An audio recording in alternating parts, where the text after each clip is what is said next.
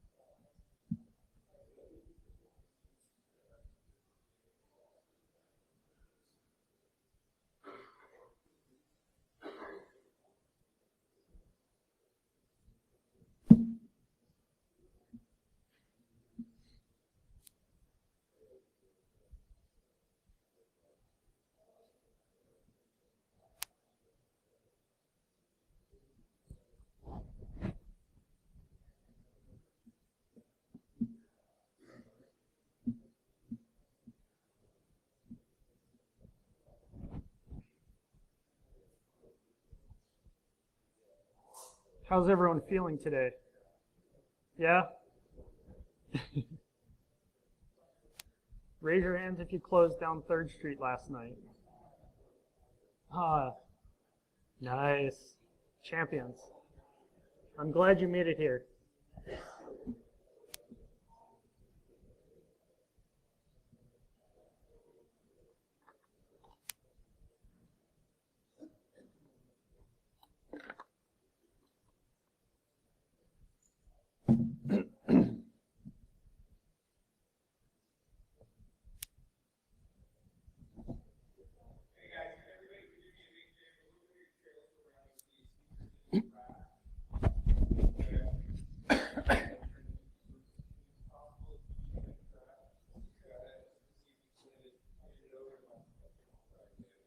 Yep.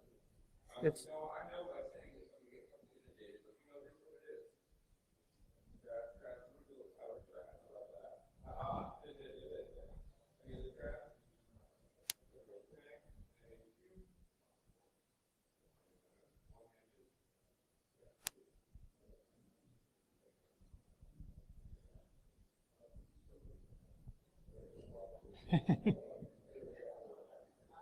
it's like garbage Jenga.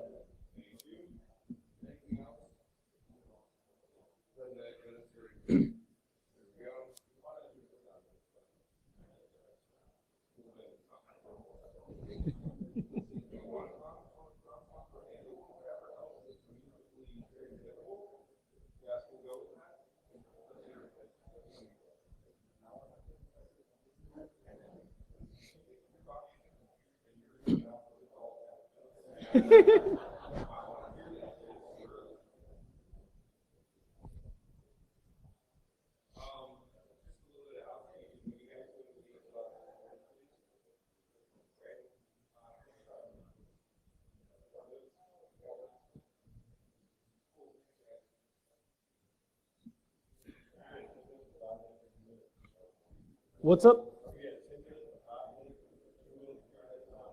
Okay, cool. And time is at 45 or 50? Okay.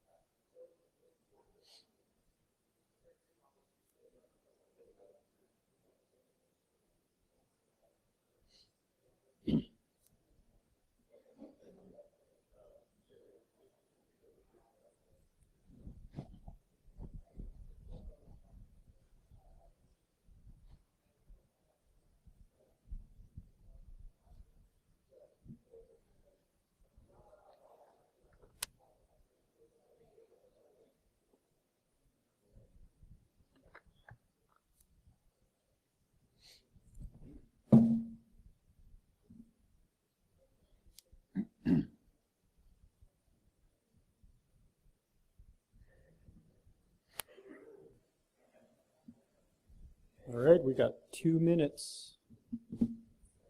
Don't worry, I'm not starting yet. You can continue to talk amongst yourselves and socialize for the next 2 minutes.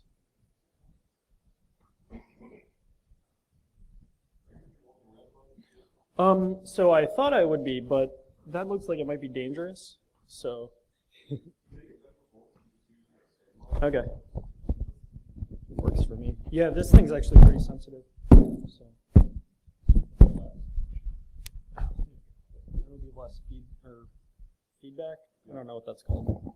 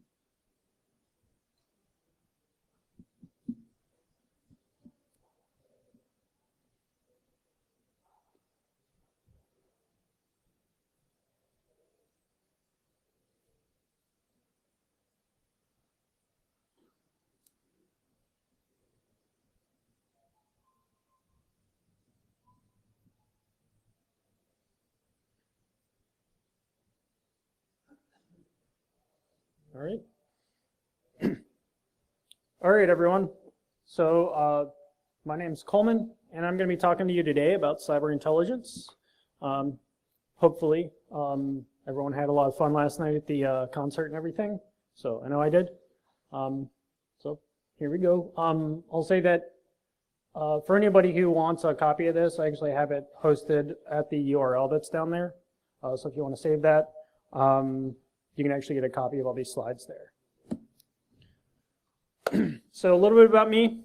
I'm a now principal technologist for security operations, GE Aviation, which is basically a technical direction role. So get to do everything from strategic leadership stuff to actually writing code and working on things like malware analysis, contributing to crits, stuff like that. I'm also working on a PhD in computer science at the University of Cincinnati. I am focusing on cyber operations there, and there's actually a malware analysis class that I teach there as well from time to time.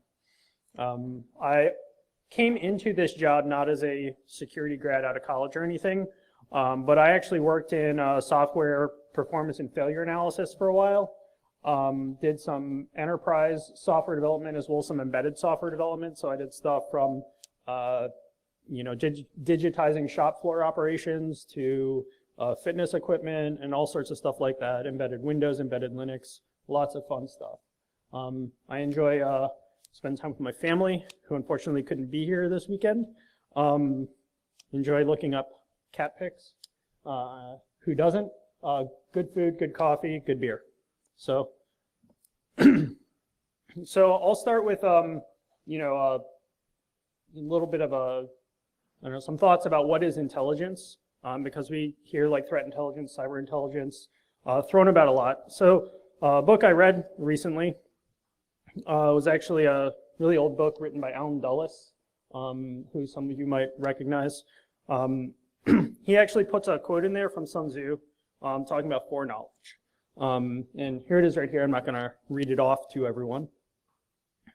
But then in the task force on intelligence activities during the second Hoover Commission, which was, I believe, shortly after World War II, they actually came up with another kind of more modern definition for intelligence that's strikingly similar to the observations that Sun Tzu had a long time ago. And it again gets to the principle of trying to inform you of everything, or I should say inform your audience of everything that you should know ahead of time prior to initiating a course of action. Realistically, you don't get to know everything. but it's always trying to chase what more information you can know to make better decisions. And so that's really what intelligence is in a nutshell, is gathering the information together that allows you to make better decisions. So in intelligence, specifically cyber intelligence, we're responsible for collecting and also organizing knowledge. So we're responsible for bringing a lot of this knowledge in, learning from it, and also organizing in a way that allows it to be easily retrievable, easily communicated to other members of our audience. We're also responsible for using it to produce actionable and advisory foreknowledge. So getting back to the, the points that were made right here. That foreknowledge often comes in what I call the form of conclusions, and we'll get to what the word conclusions means in a second. And once you have that, or I should say, as you have a process for doing that better, the organization becomes better informed for taking actions that it would have otherwise been without intelligence. So that seems pretty obvious, but when I'm talking about intelligence, a large amount of that is generally foreknowledge. And I'll get to how that applies to like the cyber case and everything here in a little bit. So, classic Inigo Montoya mean. Let's define more broadly parts of the space. So, families of intelligence data, I tend to break these up into two pieces. Again, the conclusions, which I mentioned earlier, but also collection, what you gather together, because you don't get to come to any conclusions without actually having data that you've observed in the first place, right?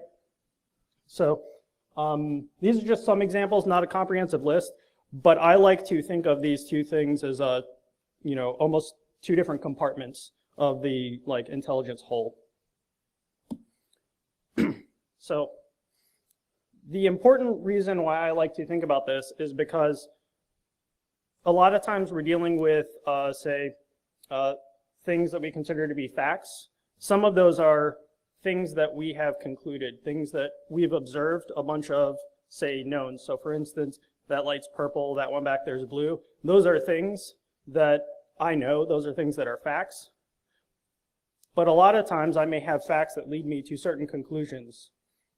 The way I treat those conclusions as facts or not is based upon my confidence level in them.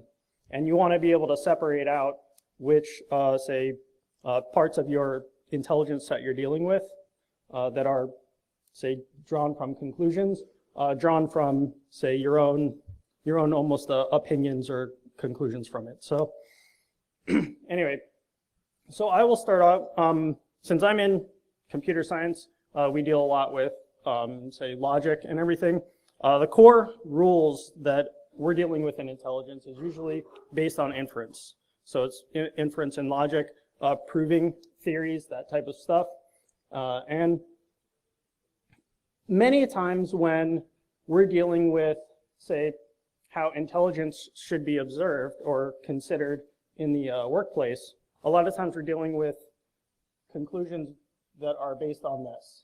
So A implies B. So if condition A is true, then B will also be true.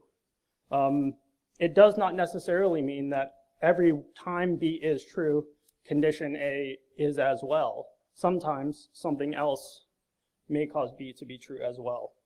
But I break these up as B is a problem, effect, or symptom. B is the thing that is observed, while A may be a cause. So there may be many causes, some known, some that are unknown to say U. So the other thing about this that I will say is that this implies a certain level of certainty about what your outcomes are going to be.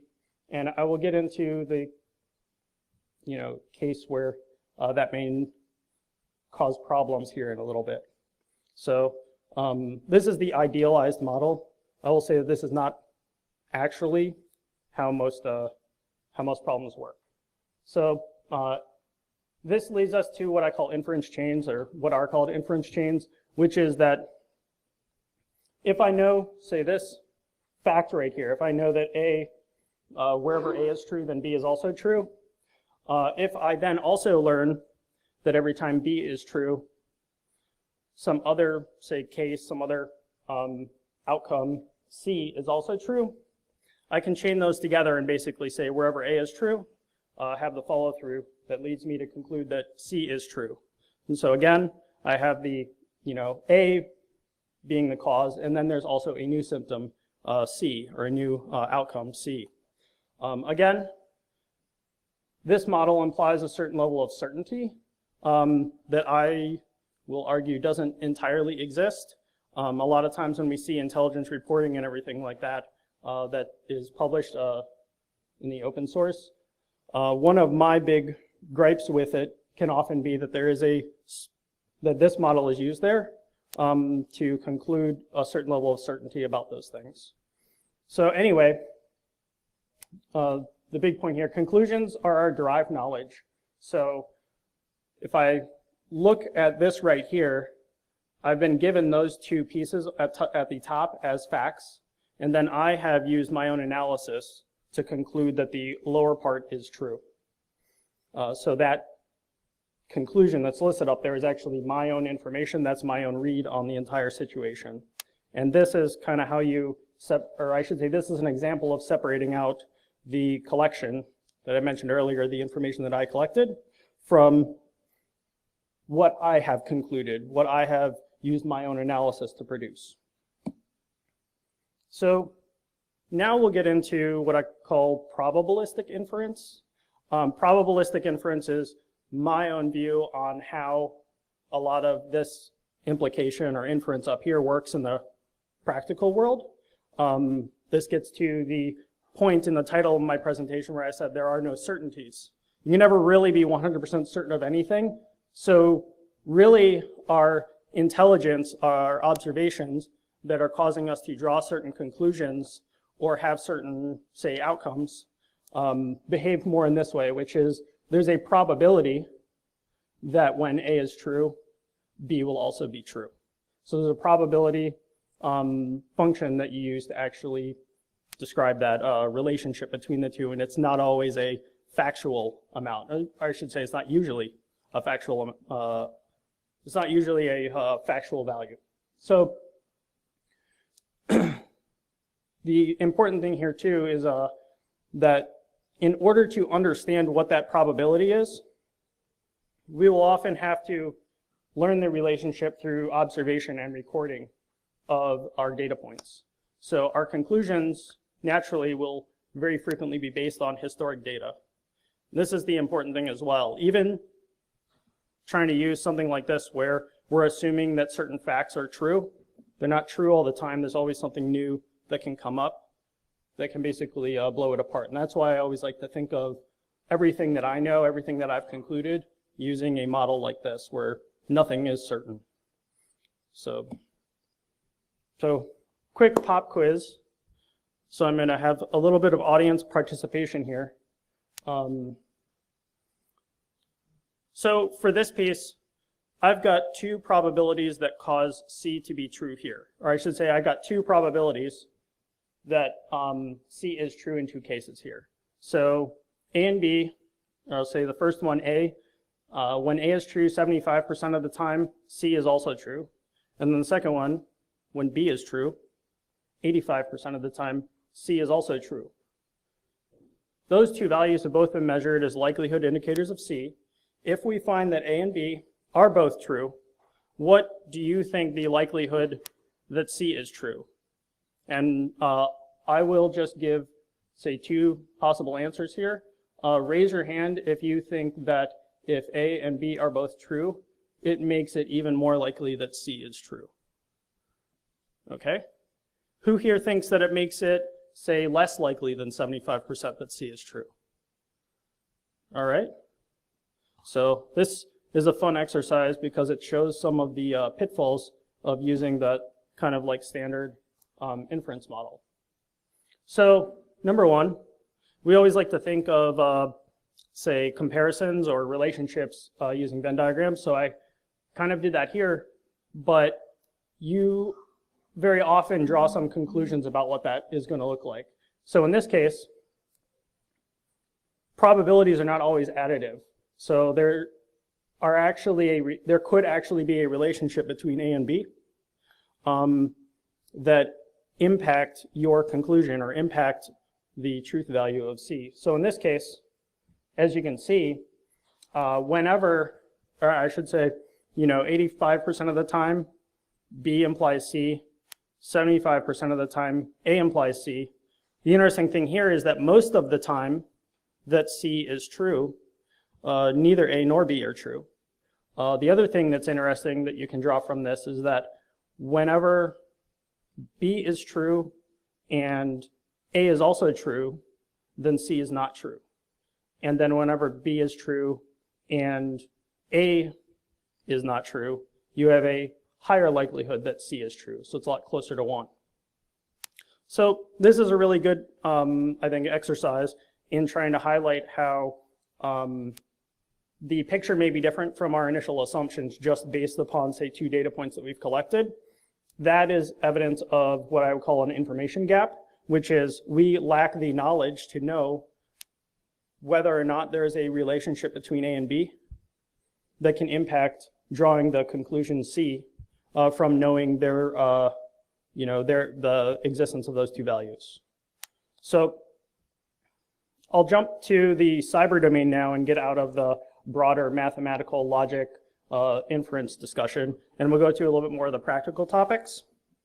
So breaking down again into knowledge or collections, right? So from that earlier slide, and conclusions.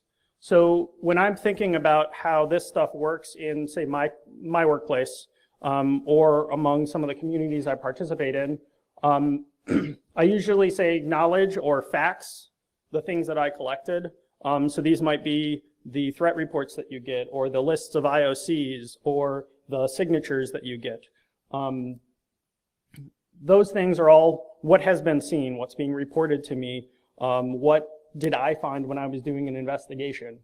I highlight business operations on here as well as a very important one, because knowing what's going on inside of the company you work for or the company that your customers may work for is extremely important. It can impact, say, the conclusions, which is how to respond. So the conclusions are, say, like signatures. A lot of times what happens, and we'll get into some of the frameworks that that deal with that later, but a lot of times what you end up doing is you'll build signatures based on, say, what's reported in attack reports. But also at most places, you're building signatures that work within your company. So they're both informed by the attack reports, and they're also informed by your business operations. And I found a lot of cases where if I write a signature that, say, works well at my company, I can't just copy paste it over to a friend of mine that works at another company. A lot of times they have to go and tune it themselves and twist it for their own environment. So conclusions are derived from knowledge, just like that example I gave with the signatures. They're tested, so a lot of you may do that. Fidelity testing is one example, and we'll get into that later as well. If they hold up to sufficient testing, so if you do it and say within the signature sense, you end up finding a low false positive rate, then you may choose to deploy it. That's basically, it's reached a confidence threshold, a point at which you are confident of the signature. And then you will pretty much at that point treat it in the knowledge base as if it is equal to knowledge, as it is another piece of knowledge. So it's another almost fact to then go and derive more research from in the future. So the important thing here as well, and this is why I like to separate out what are conclusions versus what have you received, is that conclusions that you have drawn can always be refuted in the future by, say, new information that drops that confidence threshold. For example, in the signature case, you may have deployed a signature looking for a certain attack that may be compromising WordPress or something, or attempting to compromise WordPress. And a very broad signature just looking for WordPress attempts may work at your company because your company doesn't use WordPress until one day that it does, in which case the large-scale deployment of WordPress, a change in your business operations, may impact your signature's fidelity going forward, and you may have to tune it. So that's an example of the research cycle. So now we'll talk about cyber intel frameworks. There's a lot of different ones out there. One of my favorite things about being in the cyber intel space is there's a lot of research going into this area. There's a lot of continuous improvement. We'll talk through a handful of the frameworks, but I think my favorite thing is just my favorite thing is basically the expectation a lot of times, or the expectation a lot of times by some folks in leadership who can feel that, say, adopting a certain cyber intel framework or something like that is going to be like the silver bullet for a lot of problems. And it's very helpful to try and explain why it is not, why simply replicating that is not going to solve your problem. So many tools exist to assist with organizing knowledge. Each of them have their own purposes, so their own functions, and also their own limitations. One of the key things that I would always, yes. Oh, jeez. All right.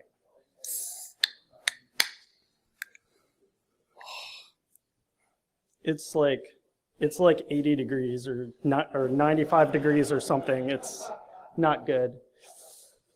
So, all right.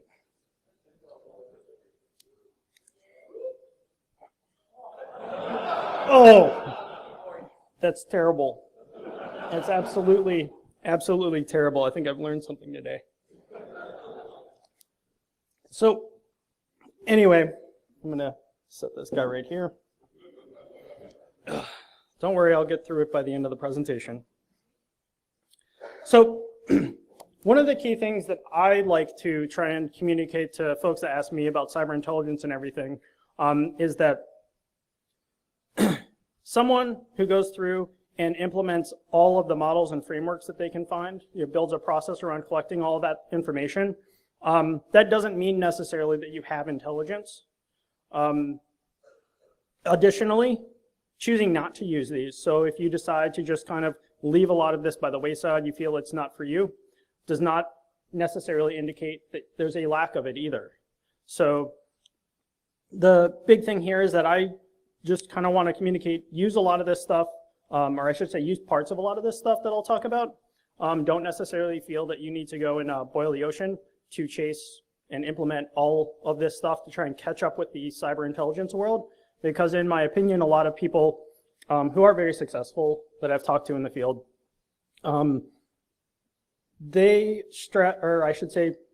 what makes them very successful is being able to identify what parts of these frameworks and models are useful to their own programs. So everyone's favorite favorite framework, Styx and Taxi.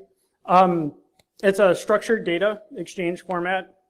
Down at the bottom, I'll just say there's a new 2.0 version that came out that's radically different from how it was structured in the past. I think it's a huge improvement. It's taken a lot of the feedback from the community and changed the schema so that it'll work really well. The idea here is just to have a well-defined computer language, basically, for lack of a better term. I think it's in JSON now. But computer language and schema so that any two people exchanging cyber threat or cyber event information can have a common language, almost like a common data model, I guess is the best way to put it. And so this is my first example also of this space is rapidly evolving, rapidly changing.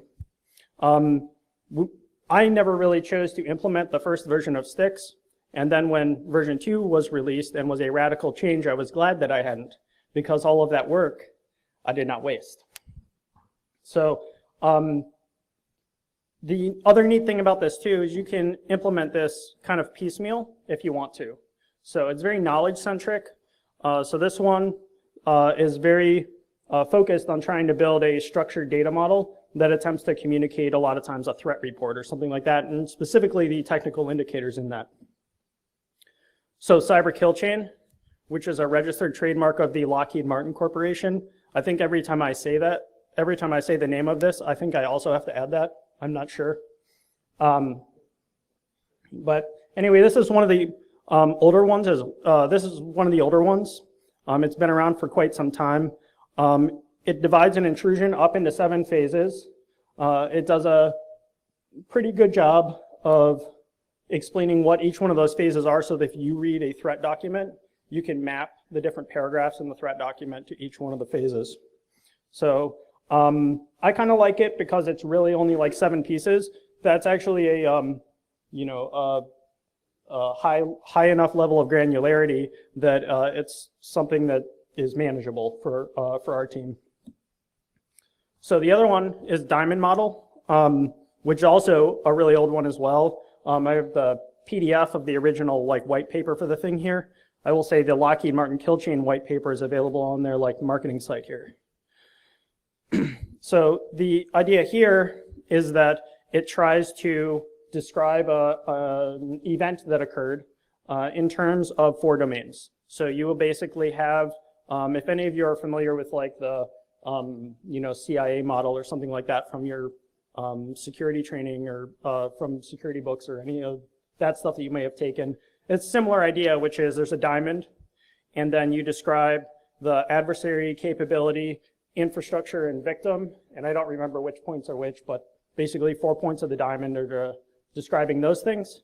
And then you can use that information to try and document different events. So it's an organizational framework. So unlike Styx and Taxi, which themselves are a computer JSON schema, this is more of an operational framework. It's more of a way of categorizing your information and then defining some high-level metadata. So the other thing that's neat about this one is that since it has been around for a while, there's a large push to try and map, say, new discoveries, new findings into the existing framework versus trying to change the framework on a regular basis to try and meet some of the new findings. So it's mature and relatively static, which can also sometimes make it easy to use in, say, a company where you can't necessarily chase a moving target as easily. So MITRE's attack framework, which is a relatively new one, I think it's a very neat way of attacking the techniques problem, which is it basically attempts to be a community-maintained enumeration of common and well-known techniques. I'll see a lot of companies that are trying to implement this right now. One thing I will say is it's not comprehensive. If you follow the development, follow the community, the idea is that it will become, say, comprehensive with whatever is known up to that point in time. But it's important to just remember that none of us, not even all of us in the room here, can enumerate every single attack that an adversary does. One of the real cool things that this does do is that, say, back when we were chasing behavioral detection and stuff like that, we started building out our own lists of techniques and tactics and stuff like that. And they were our own lexicon and our own verbiage, and even stuff that we broke into 2 different techniques. Some peer of ours would actually lump into one common technique because they always saw them chained together. This attempts to solve that intercommunication problem by having a common library, a common standard. But one of the big things for it is also it's a community. So the community maintains it, and if you're using it, if you're finding stuff that you feel doesn't fit into the framework, contributing that back to the community is extremely important on trying to make sure that we have a comprehensive list. So the other thing too that I will say is that of all these, this one can be very expensive to try and implement wholesale. What I would always recommend is trying to identify, number one, don't get scared that you don't have most of it implemented. And number 2, try and identify improvement iterations you can do to just kind of grow out. So rather than setting a target for yourself of, we're going to get everything mapped 18 months from now, try and say every month, I want to see like 2 or 3 techniques that I've mapped to my prevention, I've mapped to my detection, stuff like that. It's also not purely a knowledge base or structure for information exchange. It's really like, as I said before, a large community library of techniques. It's also changed a lot since I first saw it about 1.5 years ago. So it's still a moving target today. It's a newer moving target. Back when I first looked into it, they didn't have pre-attack. They didn't have the threat actor definitions and stuff like that they have now. But it's a great resource that collects a lot of that information together, again, from a community. So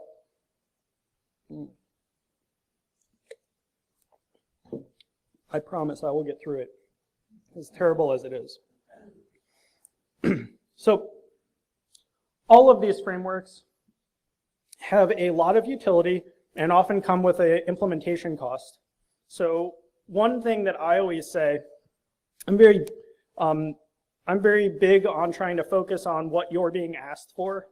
So what your Intel team's being asked for by, say, your broader cybersecurity team, and even by your broader business, and then using that information to drive what you invest in, versus trying to say, oh, I want to do cyber intel, so here's the 12 things that I just need to put together to do cyber intel, and then try and do them to completion. I try and focus on tying what we're going to do back to some ask or some business need or something like that. I found that is a optimal way to prioritize. So I'm going to do a few highlights here. Styx Taxi, one thing that I found, if you're consuming it, it's very easy. There's a lot of existing libraries there that'll allow you to get like structured data in Styx Taxi, and honestly, it's JSON. To produce it, the cost can be pretty high, and one of the reasons that I found that to be the case is because most of the time, when you are going through a, say, threat report, or you're doing incident response at your company or something like that, it can very often be the case that you don't collect all the relationships, all the metadata that, say, Styx uses in order to put together the structured model or the structured representation of an event. So that stuff is really bad, by the way. Just so it's useful if you participate in a high volume information exchange. So if you are working in communities where you are, on a daily basis sharing information back and forth, in real time almost, or you have some customers that really need that available in real time, implementing the Styx format as a way for you to communicate your data is you're going to be implementing some sort of structured way, so you may as well use Styx as a way to do the structured push of information. Cyber kill chain, again, the cost was pretty low. I mentioned that earlier, and that's because it is usually just carving up the attack into 7 different phases. And I've found that a lot of times that helps even just, most reports, most investigations are written in a timeline format anyways, so it's almost a way for you to break up that timeline into the different phases. We actually use it a lot to help us target where we're deploying detection and prevention at the different phases. So you would be able to detect an attacker within a certain kill chain phase by using the following tools or the following infrastructure that we've gotten. So both Diamond Model and MITRE ATT&CK, a lot more metadata, a lot more data points go into these things. The Diamond Model ends up being a higher level model of adversary techniques and tactics.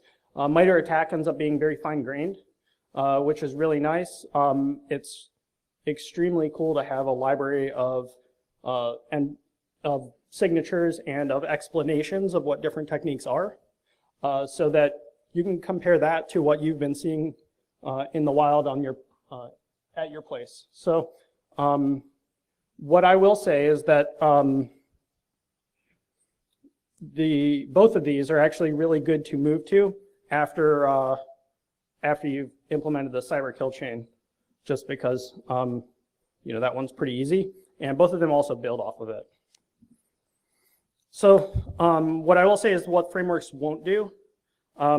Here's long list of things. I'm not going to recite the slide, but I will say that it has been our experience that in many cases, doing the intelligence work and incorporating these things ends up being an additional thing that we build on top of our existing operations. So it's not, say, saving us any time on the intelligence side. Where we find that it is extremely helpful is answering the questions about prioritizing our security investment on the detection and prevention side, as well as the business side.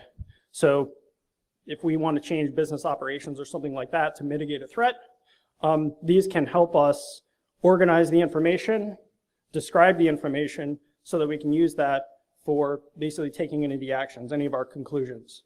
So remember that, because a lot of times there will be an expectation that if you implement, say, sticks or something, all of a sudden you have a lot more time to do intel and everything like that. And I found that it's basically additional work on your intel analysts to accomplish a lot of these things and implement a lot of these things. So we'll jump into David Bianco's pyramid of pain, because that is where a lot of the, I should say, that has been driving a lot of these new frameworks, I should say, is the goal of trying to identify actors at the top of the pyramid using the TTPs. One thing that I will say that has been wisdom that we've learned, and some of my friends have learned, is don't ignore, say, all the stuff at the bottom of the pyramid just to try and implement the top of the pyramid to implement like behavioral detection. This hits again at the idea that we can never have a whole picture, a complete picture of all the different techniques that are being used in the wild and everything like that. So adversaries' job is to come up with new techniques, new tactics, new tools to try and get around everything that we know up to now. And sometimes, very often, we find that they'll end up tipping their hand or leaking, using even all the way down to just reusing a tool with an identical hash as something a year ago, that they got complacent or whatever after they had found new tactics for getting into the, for getting into a network or something like that. So it becomes very important to get good at collecting and detecting each one of these levels of the pyramid as you work up. And so I like to look at this as a maturity model, which is how much effort and how much collection and how much data in our system is covering each one of these things. And not necessarily a, let's try and do the thing that seems to be hardest for the adversary, because that's also the thing that's most narrowing, that can be the most narrowing approach a lot of times. So some suggestions to get started. Find a knowledge base that your team can manage. I would say this is the key one, which is to get out of, say, SharePoint, or get out of, say, OneDrive folders and stuff like that. Try and get your information into a knowledge base that your team can manage. Whether it's something you buy, whether it's something you build, anything like that. The important thing is a database that you can store your facts, your learned knowledge, that type of stuff. Build an event-centric storage model for collecting the incident data.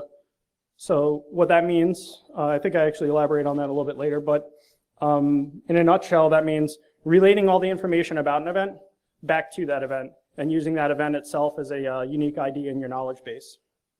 I also say start small. So again, this hits on the don't try and put together a 18-month roadmap of you need to completely implement all these things, but rather identify, say, what are the one or two components of any one of like these frameworks back here? What are like the one or two components of those that you can use to maybe get the best reward or answer the most immediate pressing questions that your team or your customers are needing. Build out what you need as you need it. Again, after you've been able to answer the most pressing questions, what are the next pressing questions? Implement the pieces that will help you answer the next pressing questions. Keep doing that, keep iterating, gradually move up the pyramid, maturing your operations as you grow through that iteration. Recognize that some events this is a key piece of wisdom as well that I'll add in here. Some events may actually be comprised of multiple attacks or attempts. You may find that many different attacks really are all one big event. Find a way to be able to organize your data in a way that allows that to be represented as well. And finally, don't try to boil the ocean, which honestly is just repeating myself and what I said earlier. So we'll talk about attribution now. So we'll say that attribution, so adversary attribution tends to be a very sexy topic for a lot of people. One of the big ones is this, especially some of the CrowdStrike reports and stuff like that that came out recently on outing some of the Chinese adversaries. Made a lot of people want to expect those things from their cyber intel teams. So I have right here the photos from the inside of the APT unit's director's bedroom as a, fun thing, a fun attainable goal in attribution, which isn't really all that attainable or even is all that useful. And so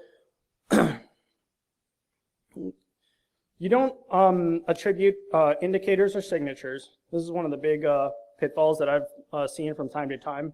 You really attribute events. So an event was an intrusion done by people. The signatures that detect that event aren't themselves signatures detecting the adversary. They just happen to identify techniques that are relatively common to that adversary. So if you use the event-centric model, where you're relating all the observations and all the artifacts and everything like that back to the event, you can actually do simple relational comparisons between events to see, say, how many signatures were similar across different events, or how many indicators were similar across different events. As you mature up the pyramid, and this is the key thing, this is why I say don't discard all the stuff below the pyramid. As you get further up and you start to identify tools, then those are new data points that can highlight even more possible relationships. And then as you get to TTPs, that's another set of data points. And suddenly you have more that you can use to try and answer those attribution, actor, campaign questions. The other piece that I'll add is that rarely are you going to be able to attribute an event within like 24 hours of the event. That's just a very unrealistic expectation, and it's fraught with, say, if you are pushing to do that, it's fraught with mistakes and misattribution. I'm not going to talk any more about attribution, but I will give a quick shout out to Florian Roth wrote a really good blog post once on the Newcomer's Guide to Cyber Threat Actor Naming that I recommend everyone here reads because it reflected a lot of my own observations and experiential learning on the topic. So the other thing that I will say is not everyone needs to do cyber attribution. Going back to this, whether something is malicious or bad, whether it's malicious or good, is usually sufficient for 80% of organizations. So trying to get down here, the rest of them pretty much the two boxes here, and then nobody really needs the box down there except for law enforcement, right? So use this only as much as you really need it in your organization. You don't need to go crazy with it. And then also recognize that not everyone's conclusions will match. Just because I think something is attributed to Fuzzy Snuggly Duck doesn't necessarily mean that someone else who maybe disagrees with that opinion is wrong. It could be that they see something different. And also that's a piece that the blog linked there talks about as well. So knowledge gaps. Knowledge gaps, again, the questions your organization is asking you should help drive a lot of the collection and research efforts that you're doing. So you shouldn't be trying to willy-nilly run out there and try and investigate things or do research that seems to be like academically interesting and everything like that. You should always be trying to pulse your organization, your, say not just your cybersecurity team, but also your business teams that themselves are trying to be more secure. You should be having this constant dialogue with them to try and figure out what you should be researching. on a weekly basis if possible, because that will help you prioritize a lot of your Intel research efforts. Social engagement is like the key thing here. Social engagement beyond just your information security team is key and is necessary in figuring out how to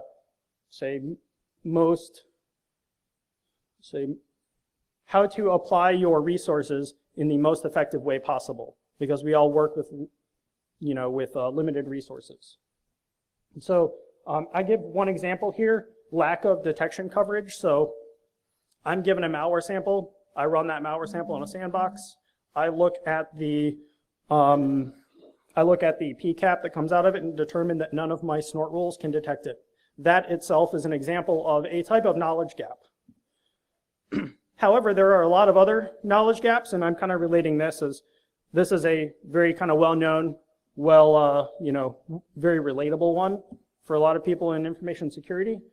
This may or may not be so relatable depending on what your job is, but these are equally good examples of knowledge gaps. And you should start thinking about answering questions like this.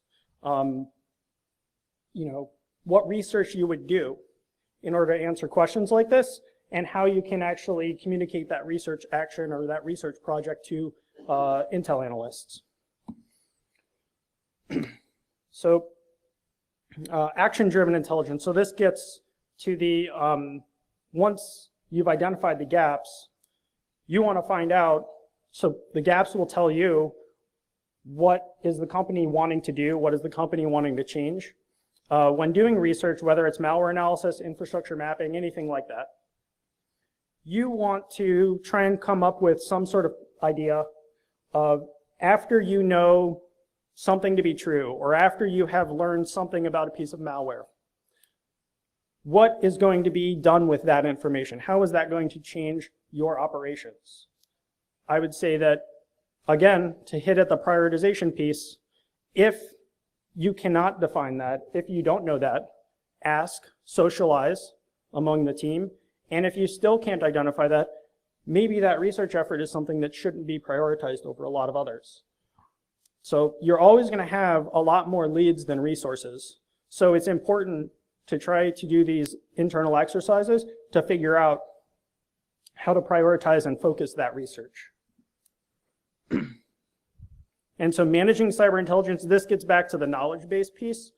I like to separate knowledge base into two components, one of which is structured observations and artifacts or databases. The other one is unstructured narrative. So don't overlook the value of this. It can be very attractive to, because a lot of times it requires a separate knowledge management tool for that. But don't overlook this. Being able to draft up narrative documentation in something like MediaWiki is a popular one that even MITRE's attack team uses on the attack website. But a lot of other companies use it because it scales really well. It's very popular, and almost everyone who's a programmer has edited a Wikipedia article. So they're familiar with the syntax and everything. The key thing here too that I'll add is that if you're documenting stuff in an unstructured system like that, make sure that you're mapping consistently across systems. So if I go in and I see an IP address in my MISP system, that IP address, when I look at that entry, should tell me where to find all of the documents in my unstructured system that reference and explain why that IP address is bad, explain how we got to the conclusion of we should block this IP address. So, and that's what the unstructured narrative is for, because I'll be honest, I've looked at a lot of these. I have not seen any of the structured systems that have a comprehensive enough or capable enough narrative engine to be able to do this a lot better than actually just maintaining a separate one yourself, which ends up having two systems. Getting to one console to rule them all can be a real fun thought exercise, but in practice, we don't really see it. So we end up building a system a lot more like this. So detection deployment is a hypothesis, so we'll get to this hypothesis testing and all that stuff. So when you deploy a signature, you don't know how it's going to behave in the future, because that's not how time works. You can only gather how it's likely to behave in the future as a function of how it has behaved in the past, or how it has behaved on data, historic data that you've collected up to now. That hypothesis needs constant testing. So after you deploy something, you still want to have a mechanism for testing the hypothesis and making sure that you can,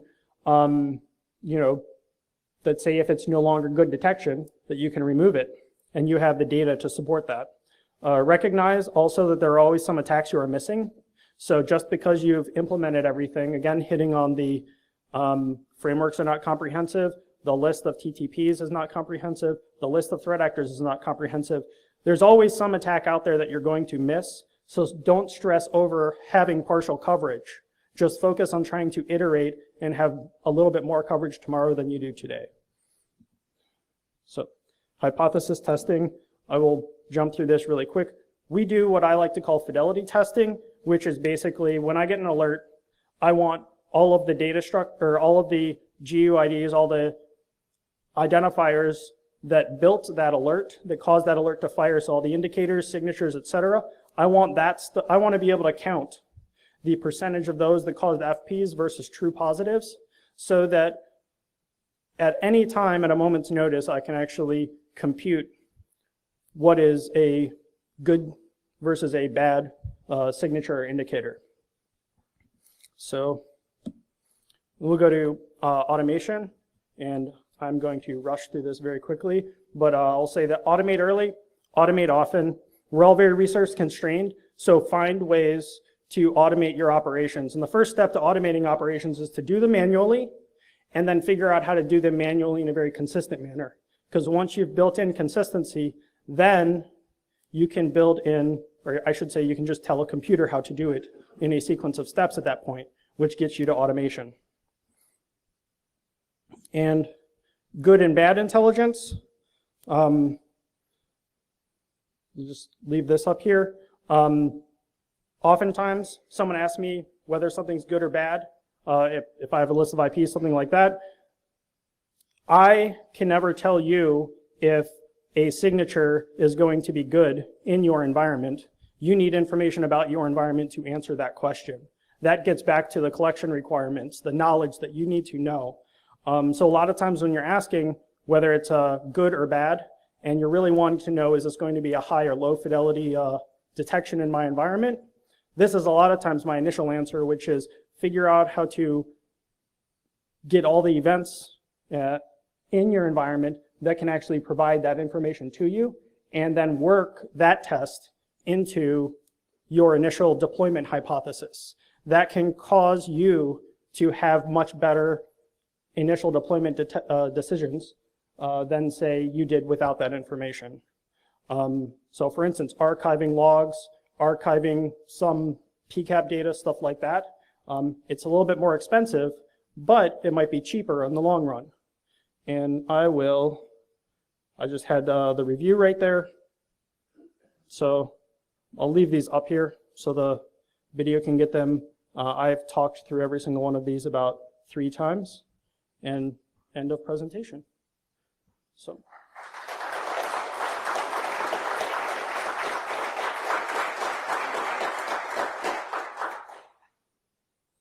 I will linger around for a bit if anybody does have any questions. So